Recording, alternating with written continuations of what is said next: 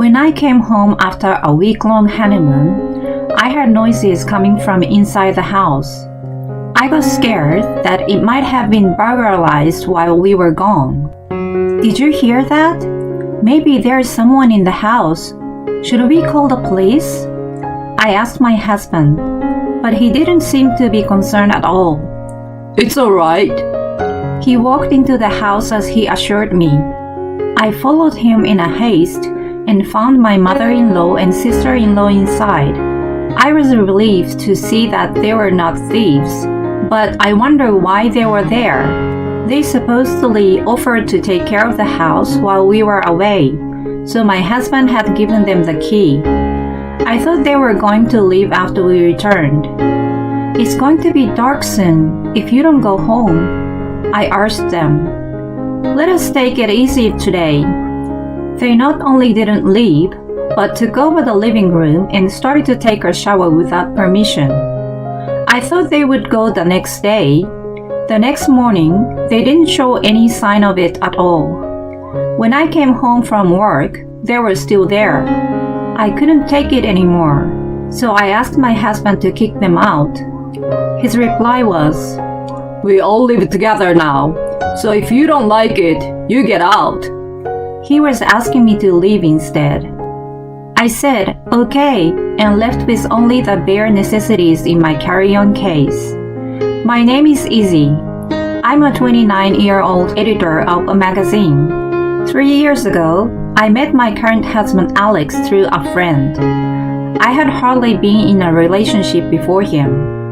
I was attracted to his decisive and dependable personality unlike me.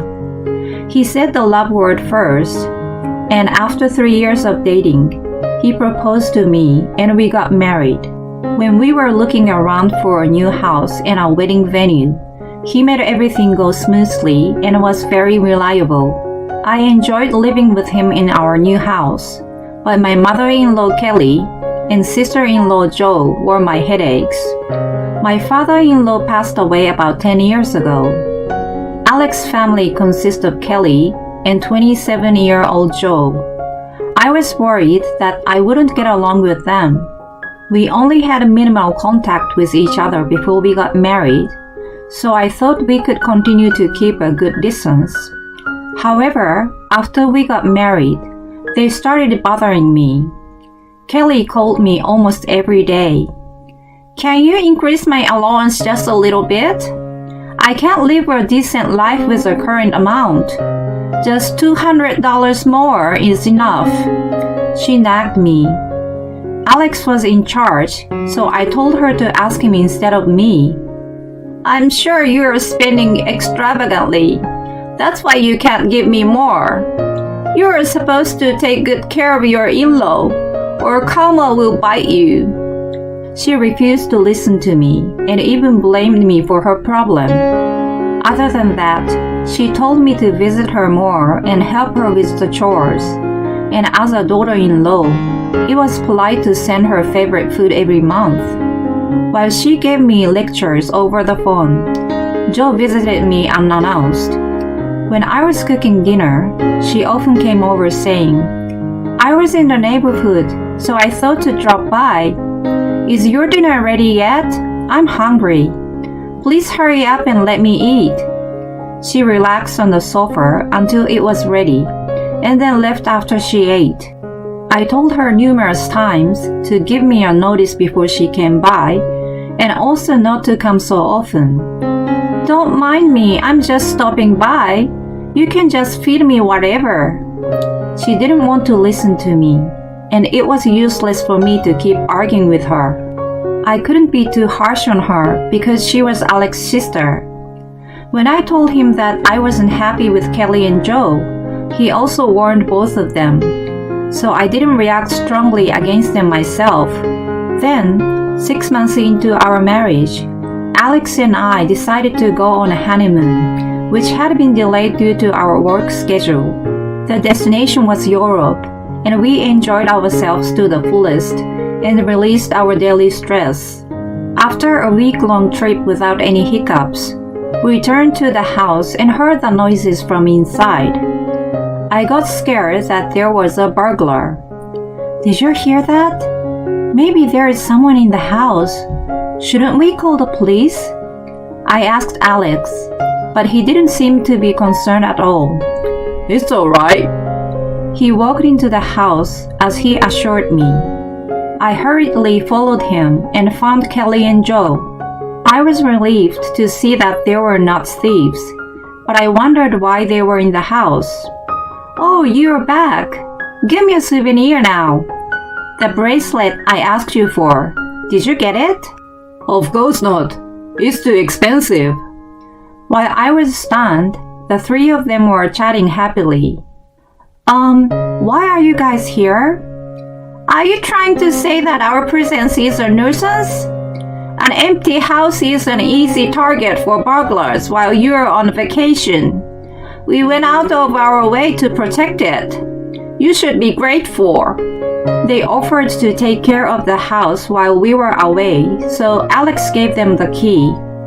I told him that he should have talked to me about it. He responded that he didn't have time because they came to him at the last minute.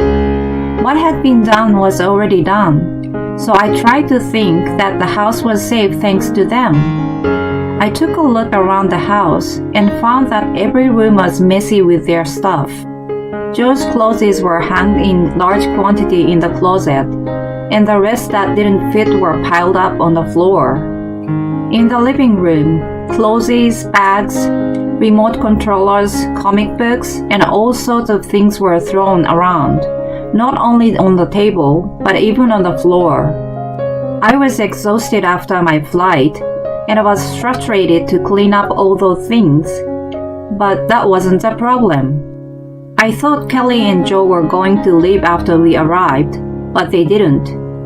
It's going to be dark soon. If you don't go home now, I urged them. Let us take it easy today. They not only didn't leave, but they took over the living room and started to take a shower without permission. They totally made themselves at home. I thought they were going to leave the next day, but there was no sign of it the next morning. And they were still there when I came home from work. I told them that it was time for them to go home. We are family. You don't have to mind us. You can just pretend we are not here. They adamantly stayed put. Although I was told not to care about them, I was the one who cooked, cleaned, and did laundry. I didn't feel at ease at all. If I didn't get rid of them, even by force, they would have remained as long as they wanted. I decided to ask Alex to kick them out. I was cleaning up my room until he came home when I noticed that one of my perfume collections was missing. It was a limited edition that was no longer on sale and cost over $300. I had been using it carefully little by little. I panicked and asked Kelly about it, but she didn't even know I had perfume. When I questioned Joe, "Oh, I have it," and she pulled it out from her bag and handed it over. The bottle I got was almost empty. I had used it so carefully that I still had more than 6% of it left. It smells good, doesn't it? My friend liked it too, so I lent it to her. She showed no sign of apologizing, and I finally lost my temper. Why did you use it without asking me? What you're doing is theft. Didn't you learn that you shouldn't steal from others? What the hell? I only borrowed it for a moment. Why are you overreacting? If you just borrowed it, then give me back what you used. Fine, but it was already used, so I will give you half of the money. I don't want the money back. I want the same perfume back. You are so mean. Just for the stupid perfume. I know that brand too. It shouldn't be so expensive. She looked up the price on her phone. Holy cow! Why is it so expensive? Are you dumb spending $300 for perfume? If it's so important, why don't you look it up? It was more expensive than she thought, so she became upset with me. It's valuable to me, so I used it only inside the house. I never imagined that I would end up having a relative that comes into my room and uses my things without my permission. While we were arguing, Alex came home. What are you guys making a fuss about? Listen, Alex, I only used a little perfume, but she called me a thief. I left her complaining in the living room and told Alex what happened in the bedroom. I told him that I was out of patience and wanted him to get rid of them. Don't get so worked up about a little thing. And I haven't told you that they are going to live with us in this house. My mouth was agape hearing his unimaginable reply. My mom's house was old and some parts were falling apart. She was contemplating whether she should repair them or move out. We have spare rooms here, and she could save some money, so we decided to live together. Why didn't you talk to me about it? Do you own this house? I'm paying the mortgage too, right? Don't blame me. My mom took it upon herself to sell her house. Anyway, we are living together, so if you don't like it, you get out. He decided without discussing it with me, and even told me to leave. I felt my feelings for him fading away. I understand. I started packing the bare necessities in my carry-on case. Alex didn't try to stop me, but commented that I was immature to run away after a fight and walked out of the bedroom. Kelly and Joe were grinning at the sight of me packing and locked the door as soon as I walked out of the house. I had no intention of going back there and had no feelings in particular. Then I went to a hotel and called my boss, with whom I usually consulted on various matters, and asked for a few days off. I looked for an apartment during my days off and informed my parents that I separated from Alex with an explanation. They asked me what I was going to do, and I told them I was going to get a divorce. In the meantime, Alex texted me once. When you are sorry, you can come back. Mom and Joe both say they would forgive you. When I called him to ask for a divorce, he, at first, resisted by saying, You are divorcing me over something like this? You just have to put up with it a little bit. He eventually understood that I was determined and agreed to it. From then on, things proceeded smoothly, and the divorce was finalized in 6 months. I wanted to get rid of him ASAP, so we quickly went over the division of property, and I gave the house to him. We had been married for less than a year, and we were divorced. My friends and co-workers were worried about what had happened. If it was all me, I had shrugged them off and hadn't been able to talk about it. This time, I was so over it that I told them the details. They all said, That's impossible. I'm sorry you had to go through that. I was glad to have told them, as they sympathized with me, which made me feel a bit better. After I started living alone, I worked harder than ever before. Instead of spending time on chores, I took up 3 times as many projects as usual, and even supported those who were overwhelmed. My boss was concerned about me, but when I became alone, the memories of the hard times popped up in my mind, and I started blaming myself. I was grateful to devote myself to work. While I was submerged in work, Alex called me about 5 months after my divorce. I had left most of my belongings behind when I left the house. I answered the phone, thinking it might be about that. At first, he asked me what I was doing and whether I was living alone. He didn't want to get to the point. I thought it was unusual, as he was the kind of person who got cranky if anyone waffled. I didn't want to waste my time, so I asked him the purpose of his calling. He said he wanted to get back together with me. I had no intention of it, so I said no and tried to hang up the phone. He rushed to stop me. Wait, There is something I hadn't told you yet. What is it? I'm busy, so hurry up. Can you lend me some money? I'm struggling to pay my mortgage. It used to be paid for by both of us, so I knew it must have been hard to bear the burden alone. I also knew it wasn't that much of an amount his salary couldn't cover. He explained that he expected to get a raise a few months ago, but it didn't happen. He was also told that there wouldn't be a chance of it in the future at his current performance. If that was the case, he decided to change jobs. He thought it was going to be easier to find one with better conditions. The reality was that he could only find one that paid less, and he hadn't been able to change jobs yet.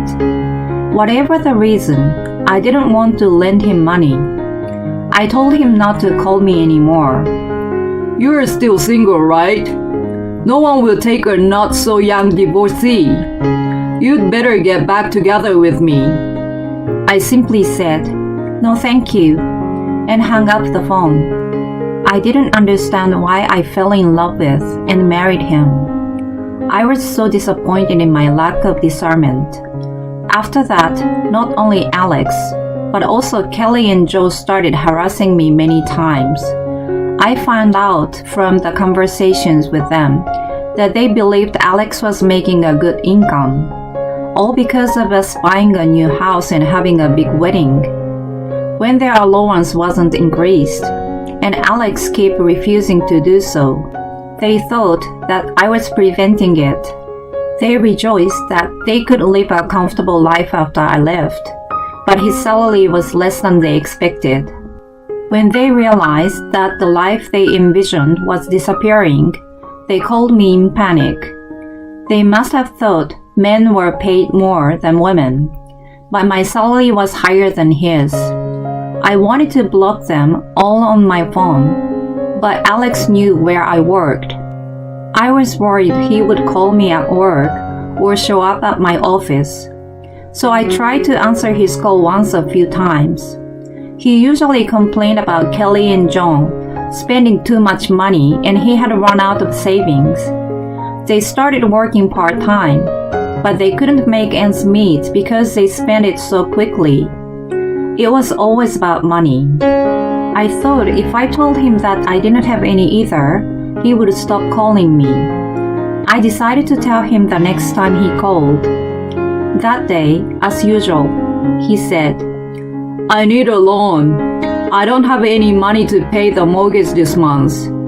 So I responded, actually, I'm going to resign from my job soon. I've spent most of my savings, so I want you to lend me some money.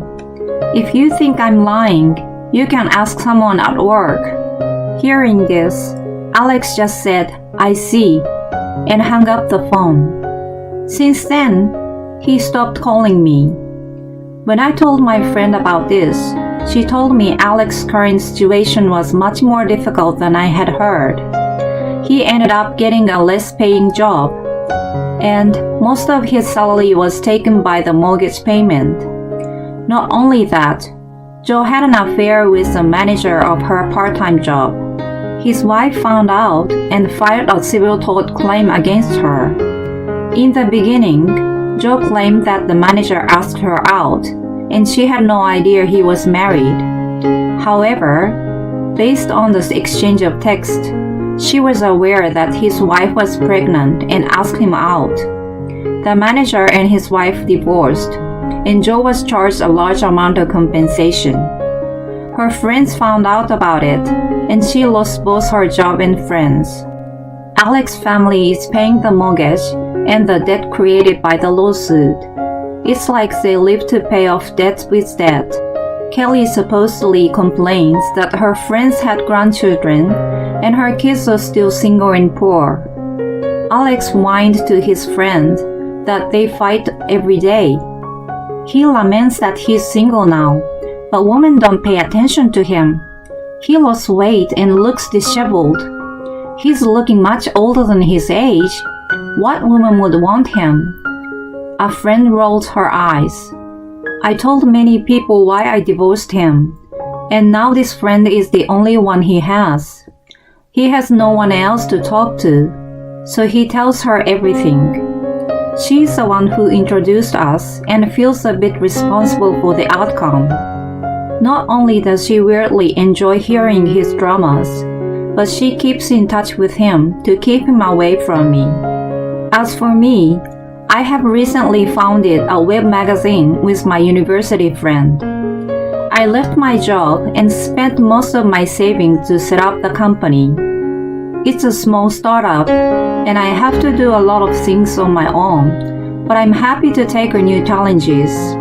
I used to be intimidated to start new things, but thanks to many obstacles that have been thrown my way, I'm able to manage them now. And I have a new relationship with a guy I met at work. He respects my feelings and leads me. Thanks to meeting him, I realized that Alex was not the decisive leader, but was just selfish. For a few months after my divorce, I felt like I could never get married or have a boyfriend again.